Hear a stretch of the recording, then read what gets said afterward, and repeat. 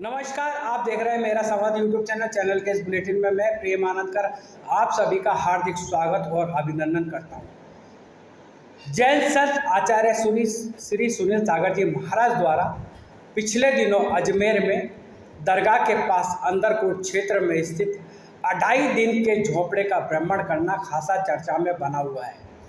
प्राचीन काल में 2.5 दिन का झोपड़ा संस्कृत विद्यालय हुआ करता था, जिसे कतिपय आक्रांताओं ने खुर्द बुर्द कर दिया था। संस्कृत विद्यालय होने के प्रमाण आज भी विद्यमान बताए जा रहे हैं।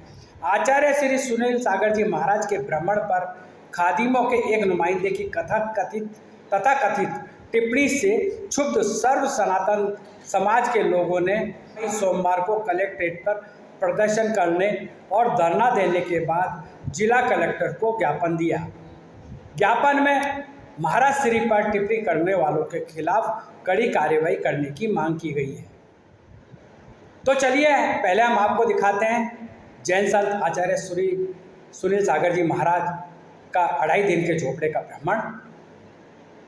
और इन पूज्य संतों महंतों और सबका सानिध्य आज हमें प्राप्त हुआ है। ये अजमेर जो अजय मेरू उसकी एक ऐतिहासिक ये धरोहर, उस स्थल पर आज हम सभी यहाँ पर पधारे हैं।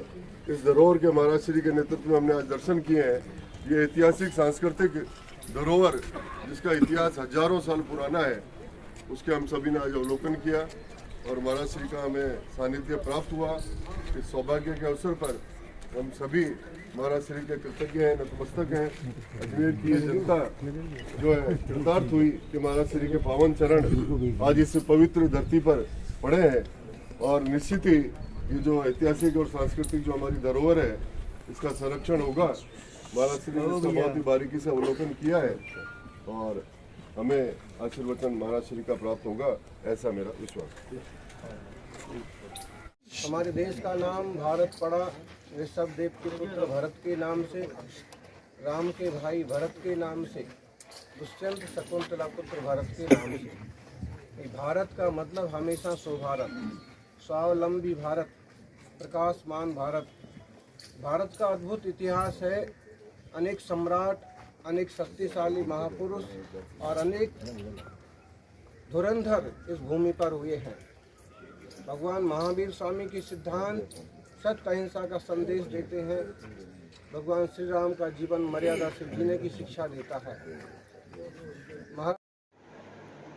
और अब देखिए कलेक्ट्रेट पर सर्व सनातन समाज की ओर से आयोजित धरना प्रदर्शन के बाद जिला कलेक्टर को ज्ञापन देने के कार्यक्रम की झलकी।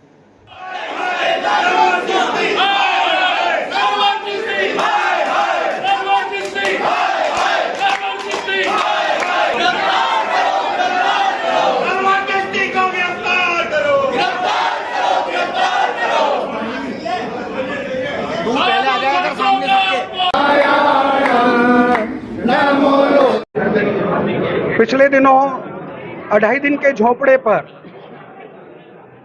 आचार्य संत श्री सुनील सागर जी महाराज जब विहार करने गए अपने साथ के संघ के मुनियों के साथ में, अपने सैकड़ों अनुयायियों के साथ में, तो बड़ा क्षोभ के साथ यह घटना हुई। ये बताना पड़ रहा है कि उनके वहाँ पर उनको रोका गया और उनके दिगंबर वेश पर प्रश्न चिन्ह खड़ा किया गया। समस्त जैन समाज की भावनाएं इससे आहत हुई, समस्त हिंदू समाज के इससे भावनाएं आहत हुई और अपनी भावनाओं को अवगत कराने के लिए आज यहाँ पर जिलाधीश महोदय एवं पुलिस अधीक्षक महोदय को मिलकर अपनी भावनाओं के आहत भाव को बताया गया। सैकड़ों के संख्या में यहाँ पर केवल उन संगठनों के पदाधिकारी हैं। अगर सारे सदस्य आते तो मैं समझता हूँ इस जिलाधीश प्रांगण में पैर रखने की भी जगह नहीं होती। जिलाधीश महोदय ने हमारी बात को ध्यानपूर्वक सुना।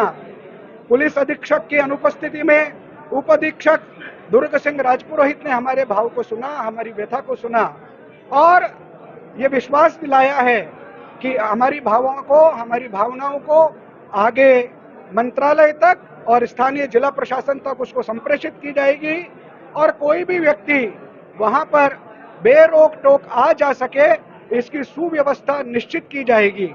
हम जिला प्रशासन के दिए गए इस आश्वासन से हम आशा रखते हैं कि इसकी पालना सुनिश्चित होगी, लेकिन यदि इसमें आने वाले दिनों में कोताही बरती गई या किसी भी प्रकार वहां पर किसी भी व्यक्ति को आने जाने से रोका गया तो एक प्रचंड आंदोलन इस अजमेर की धरती पर होगा, जो न भूतो न भविष्यति, न जो पहले हुआ न आगे हुआ। मैं यहाँ आग्रह करना चाहता हूँ, अगर जैन संत के आगवानी में वो अलग अगर अपने पलक पावड़े बिछाकर जैन संत का वहां पर स्वागत और आदर करते तो सांप्रदायिक सौहार्द का एक अनूठा मिसाल कायम कर सकते थे। अफसोस कि उन्होंने ऐसा नहीं किया, अपितु उनके प्रवेश पर आपत्ति दर्ज कराई। ये शहर के सांप्रदायिक सौहार्द को बिगाड़ने की उनकी मंशा को प्रकट करता है। मैं ऐसे सारे तत्वों को भी कह देना चाहता हूं कि अपनी मंशा को ठीक करें। यदि वो चाहते हैं कि इस शहर का सांप्रदायिक सौहार्द बना रहे तो अपने भावों को ठीक करते हुए इस शहर के सांप्रदायिक सौहार्द को बनाए रखने के लिए केवल जैन समाज या हिंदू समाज का ही दायित्व नहीं है, इस शहर में रहने वाले प्रत्येक जाति वर्ग के लोगों का ये दायित्व है। इस प्रकार के भावों को लेकर आज यहाँ 200-300 से भी अधिक लोग आए हैं। हम आशा करते हैं कि प्रशासन हमारी बात को सुनेगा, सुना है, स्वीकार करेगा, उस पर अमल करेगा। इस प्रकार के भावों को लेकर आज ये हमारा ये ज्ञापन देने का काम, हमारा विरोध प्रकटीकरण करने का यह कार्यक्रम हुआ।